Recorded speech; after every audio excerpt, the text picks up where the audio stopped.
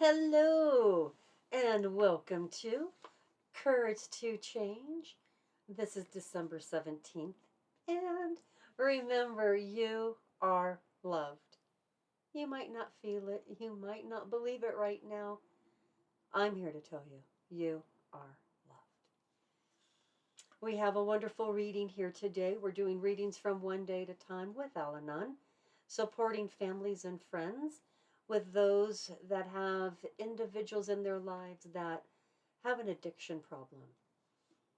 Lost a family member not too long ago, and I have to do something. That was the first thought I had in my head. And this is my way of doing something for myself to help myself heal due to this loss, and I'm hoping to help somebody out there. So thank you for listening. Thank you for being here. Thank you for being on your healing journey. This is December 17th. Again and again in Al-Anon meetings over the years, I've heard the suggestion to pray for those I resented. My early attempts to follow this suggestion did me little good. Over time, however, it has become one of the most effective tools of my recovery. What made the difference? I stopped praying for other people to change. It used to be, please God, let them stop hurting me. Or, show them that I'm right. Or, get them sober and hurry. Today I focus on what I can change instead. I ask for a new way of thinking about the situation.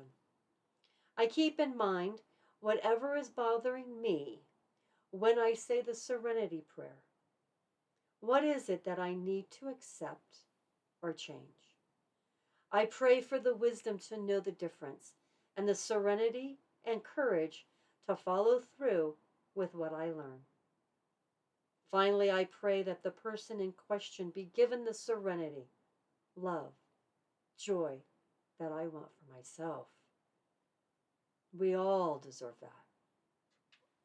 And our reminder today, resentments mark the place where I see myself as a victim. I want to let them go because they cost me too much self-esteem. I will love myself enough to release myself from the closet in which resentments keep me locked. And our quote is from How Can I Help My Children? If we want to stop the vicious cycle of unhappiness, we must learn new ways of living, new ways of relating to each other.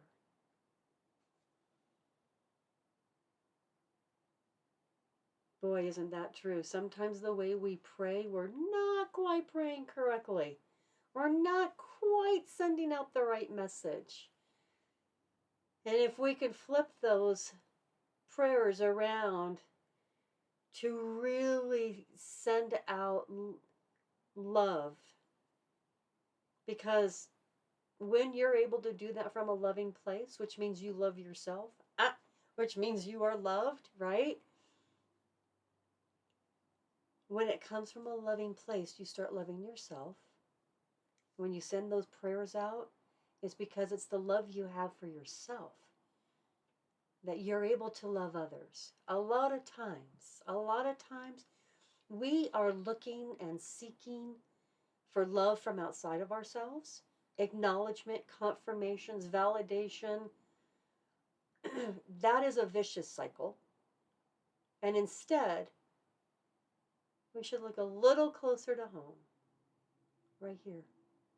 Yeah. Love yourself. If you are seeking anything outside of yourself, ask yourself, is this something that I need for myself? Is this something I must do for myself? When you're able to love yourself, you're able to love others. When you're actually able to send out the right prayers, because you do want them to be better, but you've got to want it for yourself first. You've got to want this for yourself first before you can do anything for anybody else. It reminds me of whenever I take a flight on a trip and they teach us about the oxygen mask. And they tell you put the oxygen mask on yourself first before you can help somebody else. And that's just a little reminder that when you're starting to look outside of yourself for something, stop yourself and go, ooh, wait a minute. Is this when I should be putting the oxygen mask on myself? The oxygen mask. There is a lot to be said about putting the helping yourself, loving yourself, protecting yourself. Do everything you can for yourself. And here's the thing. Some people will say, oh my God, that seems so selfish. No, not when you do it with the right intentions. And the serenity prayer, absolutely. Do the serenity prayer for yourself, and then you could use the serenity prayer for someone else. This is our reading for December 17th. Thank you for being here on your healing journey, allowing me to do this for you, because this actually speaks volumes, because I'm doing it for myself, for my healing journey, with the intentions that I'm also hoping that I could help somebody else out there. The oxygen mask, baby. And also remember, you are loved. Tell yourself. One of the practices I do is I like to stand in front of my mirror and say, Cindy, I love you.